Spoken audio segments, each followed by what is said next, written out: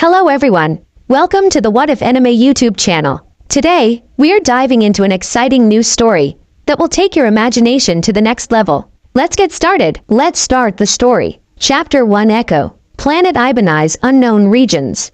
Northern Hemisphere Fire Country Border. 1320 hours LST, September 23, 983 SE. Naruto Uzumaki sighed as he hefted his pack up before he continued on his way to the land of waves. He bitter, why played the last few days over in his head, starting with his return of the man he had once considered a brother. 3 days prior, Valley of the End. 1753 hours LST, September 20th, 983 SE. Naruto win. CED as he forced his battered and broken body to stay standing, he looked up at the traitor. Sasuke Uchiha sneered at him, his curse seal in full swing. He could see the insanity in the black eyes and knew that the former comrade would not listen to reason, and he knew what he had to do. Sasuke, you've had your chance to come back, he yelled, preparing a full-powered Rasengan. Instead, you have attempted to kill me, and have expressed you intentions of betraying to village to the enemy. By right of the third draft of the Konoha Shinobi Oath, you will be executed. Sasuke smirked even wider. You can't kill me, Dobi. You haven't even hurt me. Naruto grinned darkly. That's because I was fighting to try to reason with you. I haven't even used my full strength yet, Uchiha. Sasuke glared at him. You dare suggest I'm at your mercy? You are at mine, he screamed as he prepared a Chidori. Naruto eyed the attack Bryfly before he looked up to his former teammate with a clam look. You will not leave here alive, Sasuke. I only wish things could have turned out differently. Goodbye, Sasuke. The two leapt at each other, soaring over the gap between them, attacks pulled back. The pair slammed together with a terrible crash, energy cascading over the water and rack faces as the two continued through with their killing blow. Sasuke smirked as his hand shot forward to Naruto's heart, but felt surprise when the blonde grabbed him by the wrist, snapping the fragile bones. Naruto took the moment of hesitation and slammed the Rasengan into the other boy's chest. The look of pain and hawk burned itself into Naruto's mind as he felt the bone and muscle shred beneath his attack. After a moment, the ball of energy burst through the last loyal Uchiha's back, severing the spine. Naruto's momentum took them both back to Sasuke's launch site, and the Uchiha slammed into the ground, unmoving, as Naruto landed in a roll, hopping back to his feet. The blonde walked over to the traitor and looked down at him with sadness. The Uchiha tried to form words, but found his strength fading, blackness creeping up at the edge of his vision. I know what you're thinking. Naruto spoke. You're wondering how you lost. Well, I'll tell you. I was trained by 3 retired shinobi who followed the old code. Deception is reality to your enemies. Make them believe they are superior, and strike when they think they have won. Unleash your full potential at that moment, and you will never fail. Naruto quoted. Sasuke glared at him, blood soaking the ground around him. Naruto pulled a scroll out of his pocket and kneeled down, unraveling it. That is the first rule of the old code. Deception, stealth, cunning. These are the tools of a shinobi, not flashy jutsu, or a surname. You fell into he same trap as almost everyone in the village. I deceived you all, and that has led to your death here. Naruto paused and chuckled as he looked around, before returning his gaze back to Sasuke, whose breaths were coming shallower and shallower. Seems fitting that we're here. My great-grandfather fought yours here all those years ago, and here we are, fighting again. He looked back at the scroll. I'll give you the same short lesson I gave the others as they lay dying. I'm not only the great-grandson of the first Hokage through marriage, but also the grandson of Jiraiya Namikaze and Suna, the Senju Namikaze, and the son of Minato Namikaze and Kushina Uzumaki Namikaze. My full name, Sasuke, is Naruto Senju Uzumaki Namikaze, and my lineage is more noble than yours. He spotted the disbelieving look and smiled lightly. Yes, you don't believe me either. But that doesn't matter, as I know and that the ones who matter know. I'm sorry it came to this, Sasuke, but when you get to the afterlife, search out the ones who died at my hands. Ask them. Goodbye, Sasuke Uchiha, my friend. Naruto watched as the boy took his last breath before his eyes lost the light in them. Naruto quickly scanned him and confirmed he was dead. Flashing a quick hand sign, Sasuke's body vanished and his name appeared on the scroll that Naruto rolled up in one quick motion. The blonde stood up and looked over the valley with a sad smile on his face as he felt a familiar chakra signature drop down next to him. The man had silver hair and a mask over the lower half of his face with one eye covered by his headband. He placed a hand on Naruto's shoulder. "You okay?" Naruto nodded. "I'm fine, Kakashi-sensei, but I know the council will demand my immediate exile from Fire Country. Maybe even my death." Kakashi sighed and nodded. He knew they would be calling for blood for the loss of Sasuke, but they had lost him long ago. Both he and Naruto had tried to change the boy, but it hadn't worked. They have the body. They'll still be able to breed Uchihas to their heart's content. Kakashi remarked. "Yeah, but Sakura and her mother won't settle for just that. We both know it." Kakashi sighed again. Another failure on his part. He had hoped to break the pink-haired girl out of her brainwashed state, but it too hadn't worked. "I'm glad to see you trust me enough to fully drop that mask of yours, Naruto." Naruto chuckled. "Well, Ryaku-sensei always trusted you and that is good enough for me." Kakashi nodded and the pair headed back to the village, going at an easy pace when Kakashi decided to ask so. Nothing that had been on his mind for a while now. "So, if you didn't really like Sakura?" His question trailed off, and Naruto knew what he was trying to ask. "A diversion. I deviated everyone's attention from the person who I really like so that way, she wouldn't come to harm. Besides, we've already talked and her clan seems to like messing with everyone else." They were ecstatic at a chance to fool everyone who mourned the loss of the Uchiha as if they were kami walking the planet. Kakashi paused and wondered if he was speaking of who he was thinking about. Naruto seemed to almost be able to read minds. "Yes, sensei, I'm speaking of Hinata-chan. But now that this happened, we won't really be able to start anything," Naruto stated sadly. Kakashi stayed silent, as did his young friend for the rest of the trip. At the gates stood none other than Sakura, who looked at them worriedly. Naruto sighed and put his mask back up, not looking forward to playing the fool, but he had no choice. The pink-haired girl rushed over to them, a look of nervousness on her face. "Well?" she asked. Naruto shook his head. "Sasuke was dead, Sakura. He wouldn't listen to reason or even give up. He was trying to betray us." Sakura took a step back, tears threatening to fall as Kakashi stepped forward. "Sasuke Uchiha was a traitor. Tell me, Sakura, what is the penalty for treason?" the Junin asked. She shook her head, mouthing no. So Kakashi continued. "By Article 25 of the Shinobi Code of Military Justice, Sasuke Uchiha was executed upon confirmed attempt of treason. Among other charges of the SCMJ, the attempted murder of a fellow Konoha Shinobi also carried the death penalty." Naruto invoked the authority under the Shinobi Oath. "The cursed seal," she muttered, still crying, "only works if you activated it." He knew what he was doing. He made a conscious choice and has suffered the consequences of his actions. Kakashi explained. "No," Sakura screamed, rounding on Naruto, who didn't even flick. "You were jealous of him. You've wanted him dead this whole time. You're a monster." She pulled her hand back, but found an iron vice grip on her wrist. Ino had been passing by and had heard the story. The look on her face was deadly as both her teammates had almost been killed trying to retrieve the Uchiha. "You're an idiot. You cry for a traitor, scream about the injustice when 5 of our friends are severely injured because of him."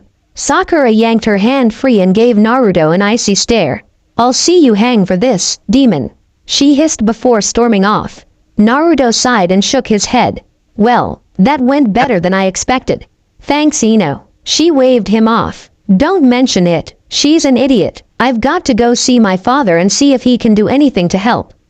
Naruto said his goodbye and spotted a certain person hiding in the shadows. Naruto handed the scroll to Kakashi, asking him to deliver it, saying he'd be there a few minutes behind him. Kakashi nodded and headed off while Naruto headed toward the alley. Once he was far enough in, a pair of small arms pulled him into a hug. "You're all right," the person whispered. Naruto returned the embrace and smiled sadly at Hinata Yuga, who looked like she had been worried sick. "But I don't know for how much longer. The council will demand action for killing Sasuke." Her face took on a scowl. Father won't allow that. Naruto sighed and ran a hand through her hair. I wish he could, but unfortunately, with the addition to Danzo to the civilian side, they outnumber the shinobi side. Hinata let out a sob before hugging him tightly. Naruto comforted her best he could before instructing her to return home and wait for news. Either execution or exile, he would be in a holding cell until the trial. With a sad goodbye, Naruto made his way to the Hokage Tower. As predicted, he entered the Hokage's office moments after Kakashi had, but was unsettled by seeing Danzo at the desk, looking like he had won the lottery. On the table was the storage scroll, and beside Naruto was a pissed-off Kakashi, eyeing Danzo with disgust. Naruto briefly closed his eyes before looking at the smirking Danzo. So, you killed Sasuke. A shame. You were such a promising shinobi. But now you're charged with the murder of a loyal Leaf shinobi. Loyal. He was defecting to Orochimaru. Kakashi spat. Danzo waved him off. It was the seal. Uzumaki should have tried harder to return him alive. Instead, he killed him. But we will continue this in the council chambers. Naruto didn't move. Where's Ba-chan? He asked. An unfortunate accident befell her. Sadly, she did not survive. His tone didn't match the words coming out of his mouth. Naruto felt hot rage build inside him as Danzo led them to the council chambers where he spotted all of the clan Headds look outraged. Hiashi stepped forward, glaring at the bandaged man. What is the meaning of this, Danzo? What right do you have to wear the robes of the Hokage? Danzo smirked. The council agrees that I am the best choice. We sure as hell don't think that. Shikaku spoke FRM besides his two best friends. Danzo's grin widened. Yes, well, you aren't in the council. My first act was to establish an all-civilian council. You no longer have a say in what policy affects this village. Now, I have a matter of extreme importance to deal with. The death of Uchiha-sama must be dealt with. Good riddance, Inochi remarked. He was justly served. No, he was under the effects of the cursed seal. Uzumaki will be tried for the murder. Most likely it will result in execution.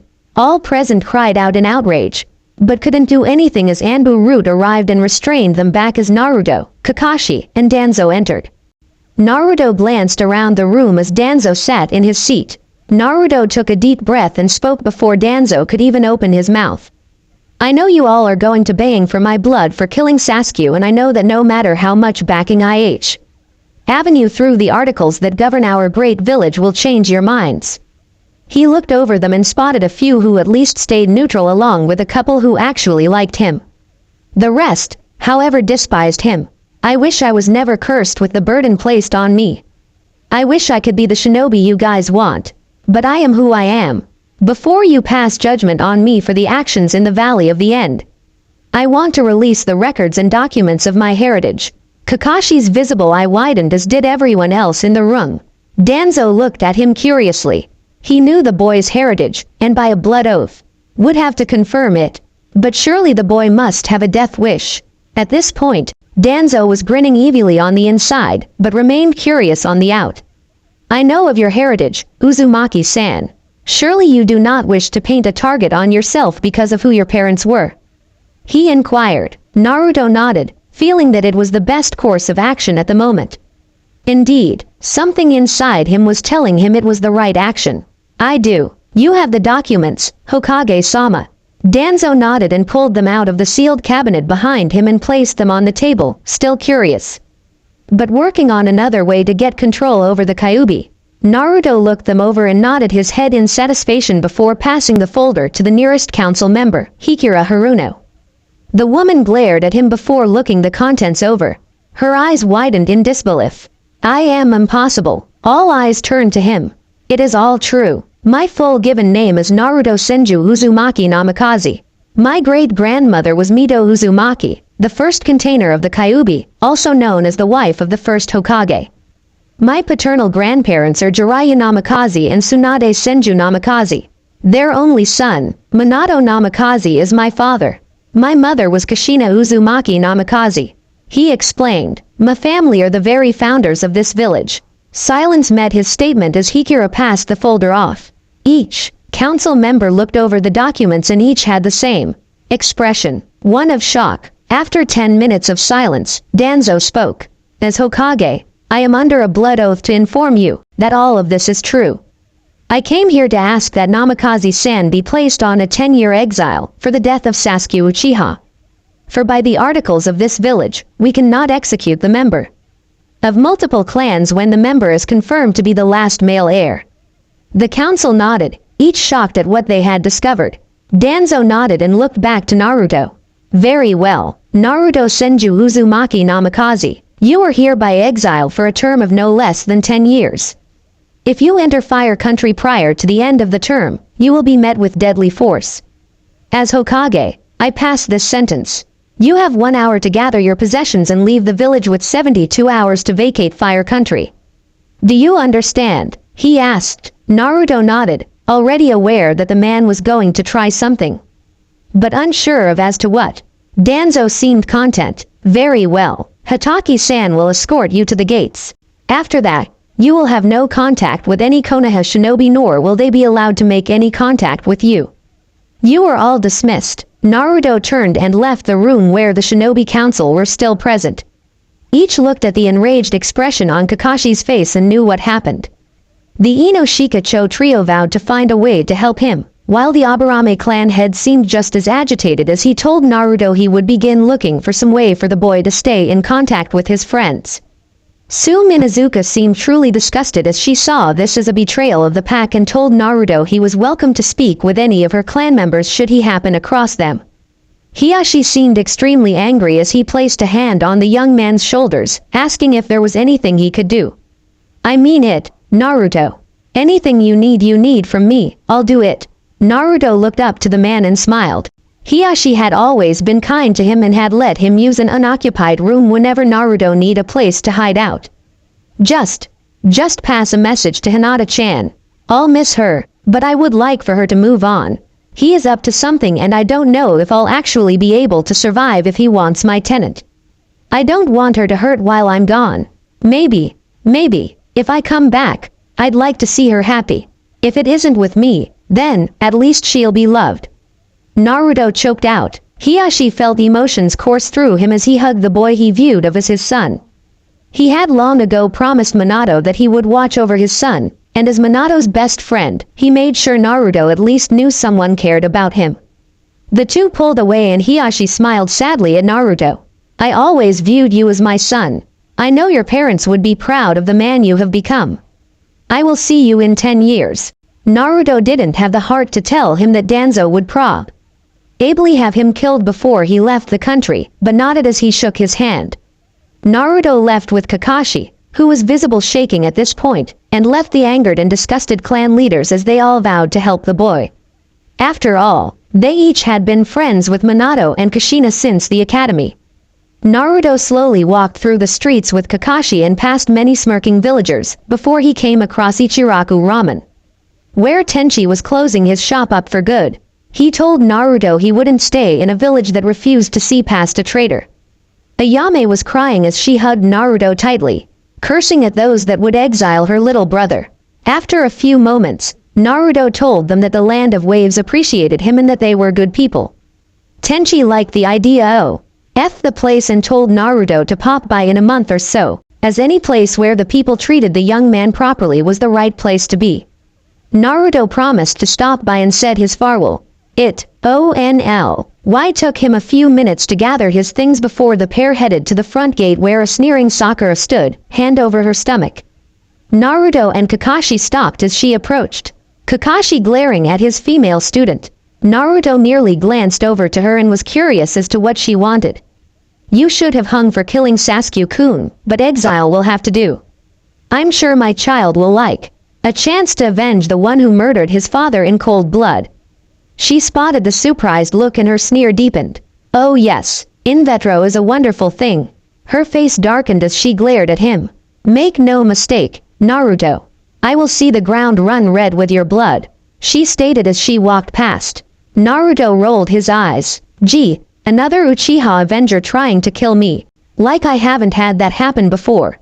He looked over her shoulder to her as she began to shake with anger. Do the village a favor, Sakura, and go fuck yourself. The pair continued forward where every Junin, most of T. Hichunin and Genin stood with the Konohamaru Corps, watching Aprox sadly. Each of them said their goodbyes and promised to look out for him if he was in the area. Naruto thanked each of them and hugged a distraught Uruka. Naruto walked out the gate and turned back, sending a sad smile and a final wave to them.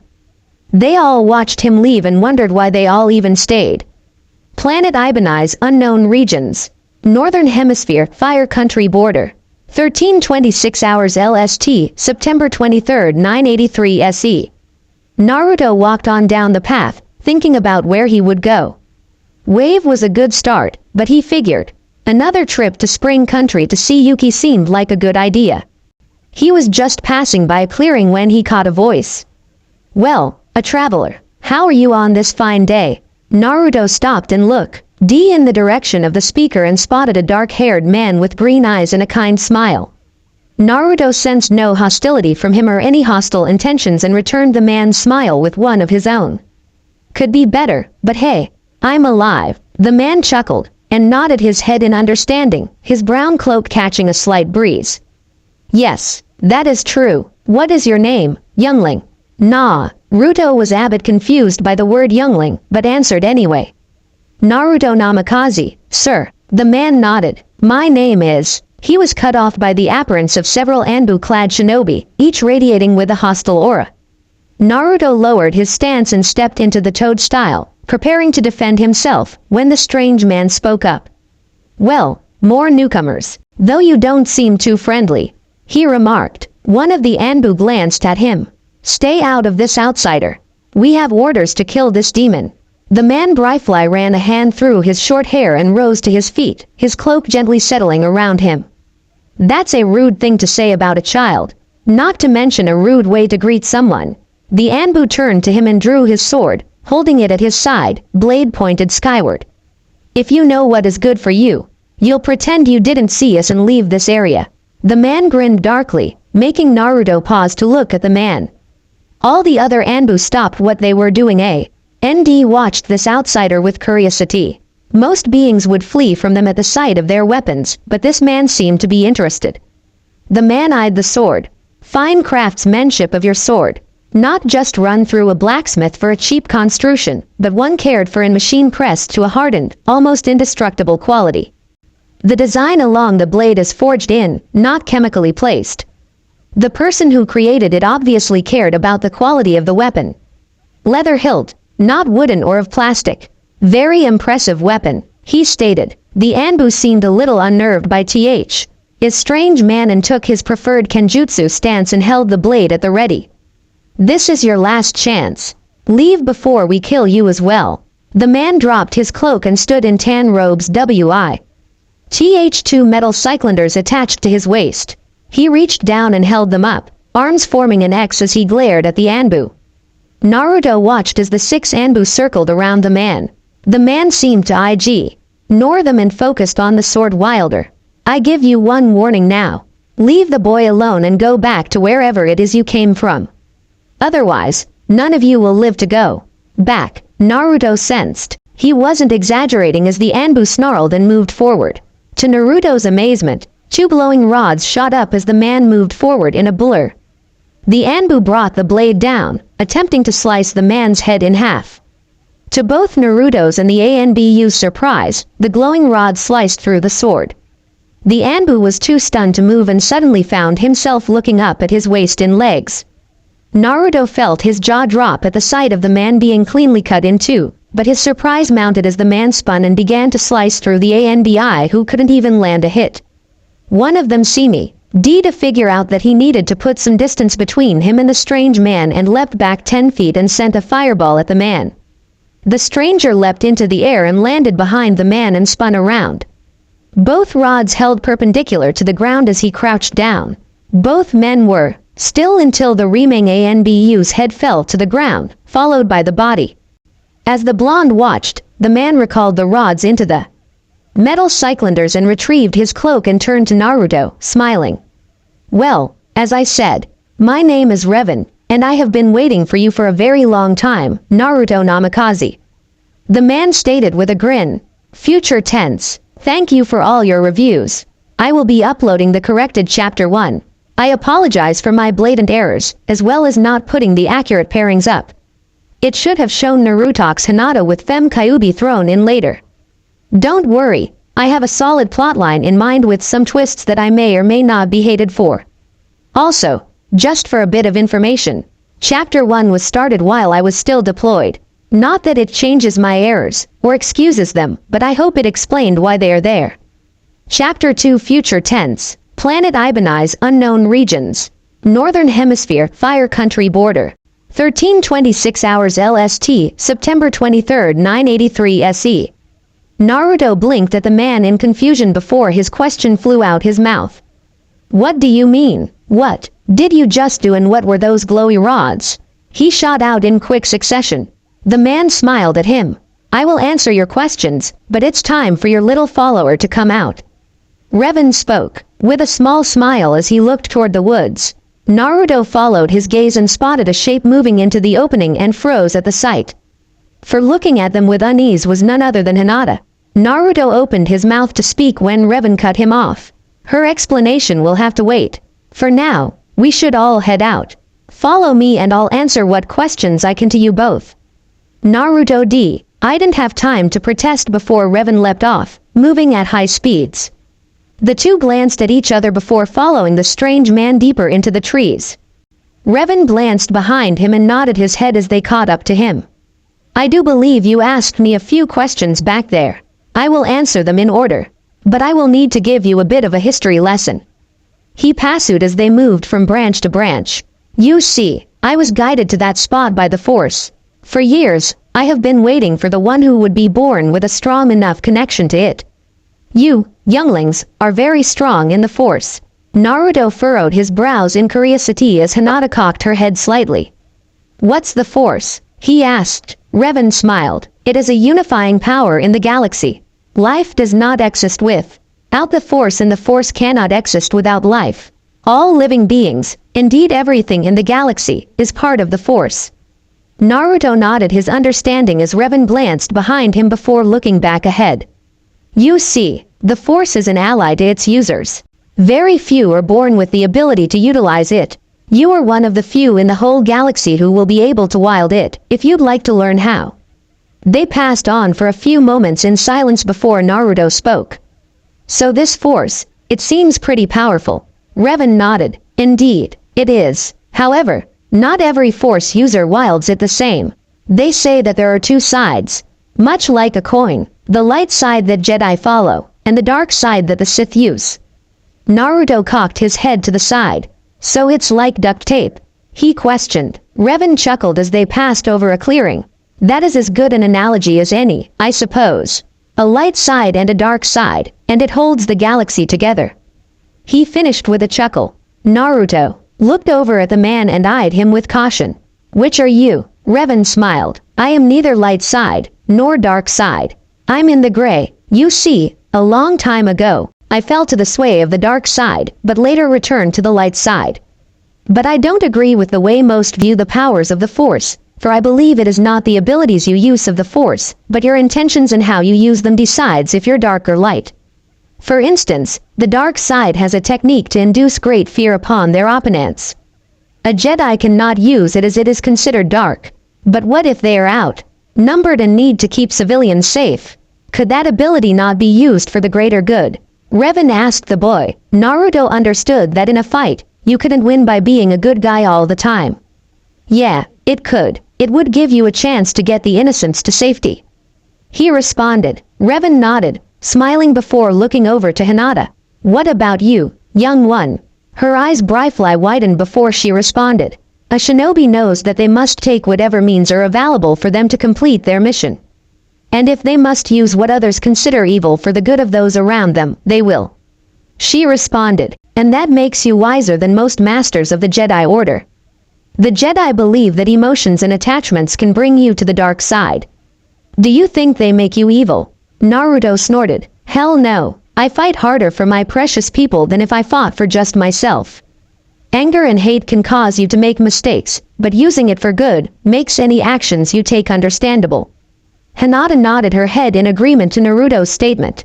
Revan smirked. You know, I already like the way you think. The Sith, however, use just hatred and anger to achieve their own goals. They fight for no one but themselves. Naruto briefly flashed to Gaara, who had been like that. The trio continued on their way, leaping through the trees and clearings with ease. Revan looked over Naruto and noticed that the boy seemed to understand what he was saying. Now, as to what I meant earlier, it is simple. The Force granted me a vision of the future, in which you are the key. I will tell you more on the vision when you believe you are ready. Naruto nodded his understanding. He was used to people withholding things from him, so it refreshing that he would be the one to determine when he was ready. Revan continued with a humorous look in his eyes. As for my glowy rods, I believe you stated, they are the weapon of the Jedi and Sith. A lightsaber is used for kenjutsu, as you call it. A Jedi or a Sith apprentice will construct their lightsabers, usually as younglings. Upon completion of training, the Padawan will be granted the status as a Jedi Knight. Revan explained. What about the Sith? Hinata asked softly as they leapt over a clearing. Revan's face darkened slightly before he answered. They go by the rule of two, something I started during my brief time as a Sith Lord. Two there should be, no more, no less. One to embody the power, one to crave it. A Sith apprentice will be granted the title of Sith Lord only by striking down their master when they have learned all they can from that person. Betrayal is the way of the Sith. He spoke bitterly, remembering how Malak had betrayed him so long ago. Naruto was slightly shocked, but to him it sounded dead like the old Miss Genin exams he had heard about. Revan closed his eyes briefly and opened them, and motioned for them to slow down. We are almost at the place I am staying. I believe you may know the owners, he said with a faint smile. Naruto was curious as to what he meant when they landed in a clearing near a river. Realization dawned upon him as he looked over to the small house. Revan followed his gaze and spotted a young brunette woman walking over to him, smiling. Good afternoon, Madam Tsunami, he said with a slight bow. Tsunami returned his smile. Ah, you're returned, Revan-san. Your lunch is waiting in your room. Revan nodded his head. You are very kind, ma'am. I hope you don't mind if I brought some younglings along with me, Revan stated, gesturing to Naruto and Hinata. Tsunami blinked and her face broke into a wide grin as she pulled him into a tight hug, causing Hinata to feel a slight pang of possessiveness over the blonde, but dismissed it. Naruto-chan, you've returned. Father, Naruto is here, she called to the house. The door opened and a man with gray hair exited with a small boy who both grinned widely. Chizuna chuckled as he gripped Naruto's hand. Nice to see you returned, runt. And I see you brought a friend. Naruto returned his grin. Good to see you as well, you old drunk. And you Inari. The small boy grinned as he placed both hands behind his head. Tsunami looked around curiously before speaking to Naruto. Where's your team? He asked. They noticed the saddened expression on his face and Chizuna suggested they continue inside the house. Naruto explained everything to them, including his killing of Sasuke. At the end, Tsunami was in tears, hugging Naruto while Chizuna swore he would no longer allow Konoha supplies to cross over his bridge. All the while, Revan watched, sadly, as he thought about how much this boy reminded him of himself all those years ago. After a half hour, in which Tsunami let Naruto know he was always welcome to stay with them, Revan called Naruto outside with him. Naruto, I want to ask you something. You don't have to decide it right away, and I will even loan you my own personal holocron so that you may research your options in this matter. He waited until the boy nodded his head. I wish to take you on as my Padawan learner. I would like to train you in the ways of the Force, he told him. Naruto blinked in confusion. But what about Hinata? He asked slowly. Revan chuckled and ruffled his hair before grinning mischievously. I have a special teacher in mind for her. They should be here soon enough if I'm right, he said, glancing to the east. Naruto looked at the ground before he responded. But what about the code? I can't live the way the code allows, he stated sadly. Revan grinned wider. I'm going to have you swear to the old code, much like my master swore me to. If you need some information about the Jedi or anything else, I'll lend you my holocron so you can do a little research, he informed the young blonde. Naruto nodded and realized something. Hey, what's a holocron? Planet Ibanez unknown region. Northern Hemisphere, wave. Tizuna's home. 1724 LST, September 23, 983 SE. Naruto looked at the avatar with awe. Of course, Revan had explained just what a holocron was, but to actually see it was something different. Apparently, the avatar thought it was amusing as well. When Naruto had fallen backwards upon its appearance, after a brief set of questions from Naruto, most along the lines of what the hell, he had began learning about Revan and a lot about the Republic. Despite what many thought about him, when he was properly taught and the information was given in a manner in which he understood it, he soaked it up like a sponge. He was by no means ignorant or slow, and in the past 6 hours, he had learned a lot, and to say he felt insignificant after his lesson was a massive understatement. Right now, the 13-year-old boy was looking at the ground, his brow furrowed. The avatar seemed to be worried as it bent down to eye level. "Are you all right, youngling?" it asked. Naruto looked up to it with a look of pure determination. "I'll do it." The avatar smiled and nodded his head. "That is admirable, but remember, even though with your shinobi training, it will still take you several years of training before you will achieve the knight status." Naruto nodded his head. "I also know that I'll have to play catch-up on using the Force. Even with all my prior training, it will be no walk in the park. But if it will help to keep all the innocents safe, and to keep my precious people safe, I'll make whatever sacrifices I need to." The avatar smiled as he stood back up. "Then you will no longer need this holocron service. I will be here should you wish to learn more of the history of the galaxy, but you must train under the real deal. I'm sure my living counterpart is awaiting your answer, young Namikaze." It told him. Naruto nodded and bowed to the projection. "Thank you for the knowledge that you have imparted me with, Master. I will do my best." The avatar nodded and returned the bow before disappearing in a swirl of lights. Naruto picked up the object and looked at it before he heard a female voice in his head. One he did not recognize. "Young child, I wish I had never caused such pain. But know this, I will be there to help you along this path. For my time of confinement has come to an end." Naruto looked around, bewildered, and could have sworn he heard a giggle. "Who are you?" he asked aloud. "That matters not at this moment, Naruto. But I believe the time has come to see your new master. Go, child, I will be with you." The voice spoke. Naruto shook his head and looked back at the holocron. With a final bit of self-encouragement, he headed for the door. Planet Ibanez unknown region. Northern Hemisphere, wave. Tizuna's home. Hinata sat outside, looking up at the sky, wondering just what she had gotten herself into. She didn't regret the choice she made, coming with Naruto, but it seemed he was going to be a part of something she doubted she could even do. She'd probably only slow him down. With a sad sigh, "Shish." He leaned back and closed her eyes before she heard a female voice sound out, full of amusement. "And this is to be my student." Hinata shot up and looked around, before her eyes landed on the speaker. The woman was, well, beautiful. She had long red hair tied into a simple ponytail, a figure that would make any guy drool, and she wore a set of robes similar to Revan's, only in a black color.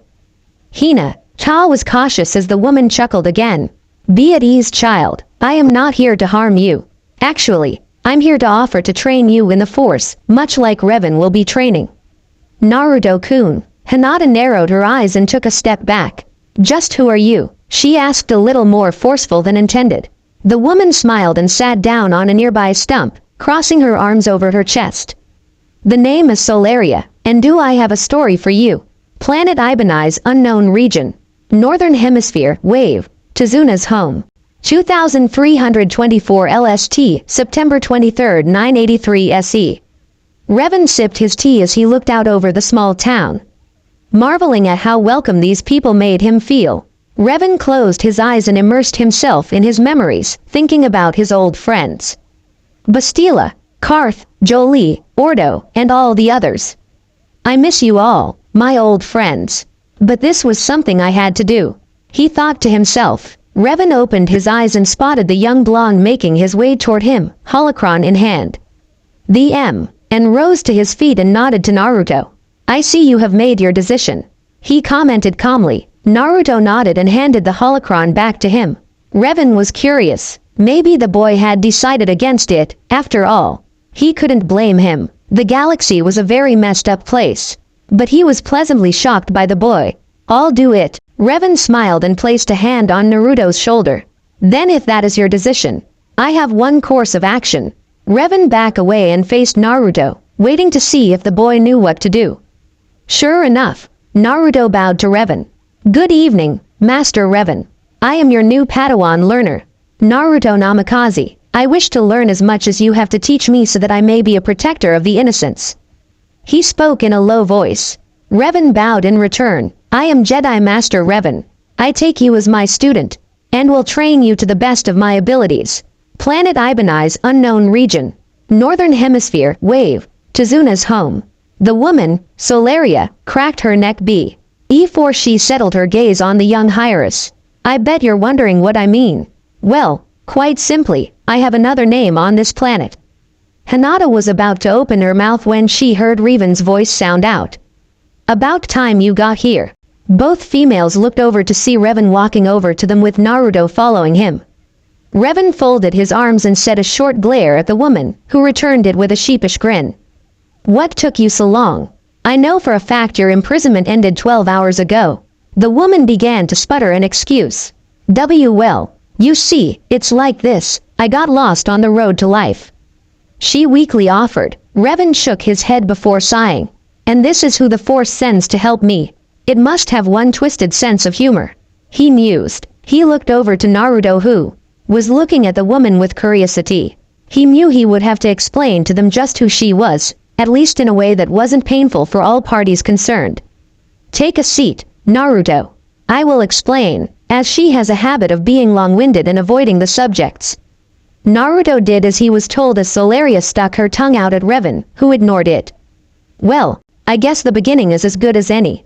He muttered. Long ago the Ratakan people, the same ones who built the Star Forge, toyed with the idea of creating creatures who utilized a power other than the Force. So they chose a planet with a primitive civilization. That was this world, he explained. Both teens listened with rapt attention as he continued. But they needed a way to keep the world from evolving in ways they couldn't anticipate. This was the start of the tailed beasts as you call them. If they sensed something outside of the accepted parameters they were programmed with, they'd destroy it. I was intrigued by this idea, so I created my own and sent it to the planet. Unfortunately, the other keepers didn't accept the one I created. The one you call Kyuubi no Kitsune was in fact my own creation. He said with a hint of sorrow. Naruto felt his jaw drop as Hinata felt her eyes widened. She knew that Naruto carried the Kyuubi, but to meet the man who created it, it was just a bit much. She was young, and very easy to persuade. This was my fault, and the reason why she was used against your village twice. Solaria spoke up, sadness in her voice. No, it wasn't your fault. If anything, I shouldn't have even listened to that man. Revan shook his head. No, if I had paid more attention, I could have prevented it. His voice was regretful as he spoke. Naruto spoke up as the two seemed to be in their own little world. Wait, are you telling me that this woman right here is in fact? His voice trailed off as he looked back at her. Revan nodded, a sad smile on his face. Naruto, Hinata, I'd like to introduce you to my, well, daughter, Solaria. Or, better known to you as Kyuubi no Kitsune. Silence greeted his statement as both teens rounded on the woman, who waved at them shyly. Naruto slowly stood and walked over to her, a blank expression on his face. Solaria hung her head in shame as he approached. I understand if you hate me, Naruto-kun. But please, understand that I am barely more than a child in a sense. She softly pleaded. Naruto stopped in front of her and took a breath. Tell me something. Do you regret what you did? Do you wish you could change it? Revan watched his new Padawan with interest as his daughter squirmed slightly under his gaze. What are you up to? He wondered. Solaria couldn't even look up at him as she felt her eyes water. Yes, she whispered. I wish I'd have never met him. He just seemed so charming. Naruto kneeled down, making her look up. She spotted the small smile on his face. Then you're forgiven. If you had no control of yourself, then I can't be angry with you. He looked over his shoulder to Hinata. What about you, Hinata-chan? The girl shook her head. If you were that evil, you'd have slaughtered us both already. The fact that you show remorse says more than anything. She gave her a reassuring smile. The woman gave them a watery smile before she whipped her eyes. Thank you both. Naruto placed a hand on her shoulder as she composed herself. It might have went unnoticed to Naruto, who had looked away, but Revan and Hinata both spotted a small blush on the young woman's face that seemed to ignite the moment his hand touched her shoulder. Revan inwardly smirked as Hinata gave the sight a small frown. Granted, she and Naruto weren't a couple, but that didn't mean she didn't think of him as hers. After a few minutes, Solaria G. You stirred for Naruto to sit before she faced Hinata. Hinata, would you like to be my first Padawan? We'll be learning several lessons together on this path, but I have much I can teach you, just as you have much you can teach me. Hinata looked at the ground for a brief moment before she looked up at the woman, smiling. Yes, I would like to learn as much as you're willing to teach me. Solaria smiled at the young girl. Then I have one action. I accept you as my Padawan. Revan nodded his approval of the scene before he spoke. All right, you two, go get some rest. We have much to do tomorrow, so we will be getting up early. He informed them. Naruto and Hinata nodded and headed back to the house, each filled with determination, as Revan looked at Solaria. His face broke into one of sadness. Your mother must be cursing me from her grave, he muttered. Solaria shook her head. I don't think she is. The accident at the lab was just that, she told him. Revan sighed and sat down. It's my fault you were fused with the incomplete keeper. My fault you were sent here. And it was my fault that you ended up sealed away for the past 100 years. He said miserably. Solaria began to shake her head when Revan held his hand up to stop her. Please, the last thing I need is for your stubbornness to rear itself. Solaria gave a weak smile. Blame Mom. Revan chuckled. Yeah, Bastilia could be hard-headed and stubborn as a rancor at times. But she was a good woman. He mused. The man glanced at his timepiece before he looked over to the younger woman. We should get some rest as well. Avenue of feeling this will be a rather interesting training session. Planet Ibanai's unknown region. Northern Hemisphere Konoha, 1600 LST, March 18, 984 SE. It had been 7 months since Tsunade's death, and Jiraiya hadn't fully recovered. To top it all off, he had found out about his grandson's exile along with the Hyuga girl's departure from the village after the funeral. Jiraiya had changed in those 7 months. He had stopped writing his book series, not that anyone in Konoha who knew him could read them anymore, and had devoted himself to his work as a spy. Not because he was loyal to Danzo, but because no one had seen hide nor hair of the young blonde. Not one sighting, and it worried him. The Akatsuki had gone silent last month, and he couldn't figure out if it was a good thing or a bad thing. But right now, that wasn't on the front of his mind as he aimlessly wandered through another side street, trying to just clear his thoughts when he spotted Danzo ahead. But that wasn't all. There was a man, covered in a black cloak with the crown up, covering his face. The master spy activated his stalking jutsu, and crept forward, intent on hearing what was being said. After a few seconds of silent footwork, he could hear them. The man had a raspy, cold voice as he spoke to Danzo. Failure to find the child. Danzo frowned. It is not for a lack of trying. The tools you have given me haven't helped me find him. He could be dead for all we know. The man shook his head. No, I sense 4 powerful beings of the Force on this planet. If anything, he is being trained and hidden from you.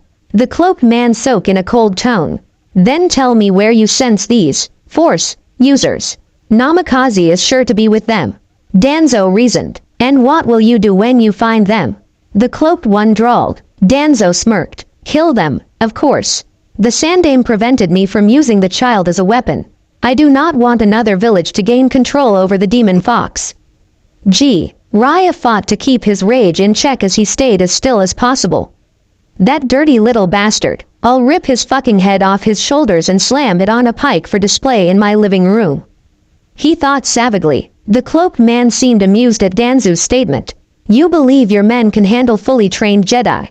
Were your arrogance not so saddening, this would almost be funny. The man stated. The bandaged wrapped man didn't seem to like this statement as he glared at the man. My men will kill them. Now unless you have anything else you need to discuss with me, I must be getting back to running my village. He snapped at the man. The cloaked figure chuckled as he raised his hand. Just one thing. Our little Snoop needs to be dealt with. Jiraiya quickly began to move away and he felt himself lifted into the air by his throat and dragged over to the pair. Danzu's gaze hardened when he saw Jiraiya, whereas what could be seen of the cloaked man's face was an evil smirk. He Toad Sage stopped just a few feet from them, still gasping in struggled breaths of air. Jiraiya, I should have known. Danzo spat out. Jiraiya glared at Danzo. Fuck you, cripple, he rasped out. Poetic last words. The cloaked man said humorously. The vice grip-like hold tightened, making Jiraiya's face start to redden. The cloaked figure bared his teeth in an evil grin. I hope you don't mind if I remove this particular loose end from existence. He wasn't asking for permission. Danzo shook his head. Do with him as you wish. He's become nothing more than a liability to me. Jiraiya didn't have time to even bring up some sort of defense before a red blur flashed in front of him. The Toad Sage felt his head make contact with the ground, and his eye widened as he spotted his body drop to the ground. The severed neck still smoking slightly. Jiraiya tried to move his mouth, but felt his strength quickly leaving his body. Blackness began to cover his vision as he slowly faded into death. Regretting only that he couldn't do more to help his grandson. In an instant, his life passed through his dying mind, making him wish he didn't have to die. The last thing he heard before the darkness consumed him was the cloaked man speaking again. You have your chance to deal with the boy and the other Force Wilders. But should you fail, you will face the wrath of Darth Sidious. The cold voice stated. The end. I hope you enjoyed this episode. Remember to subscribe and like this video. See you in the next video.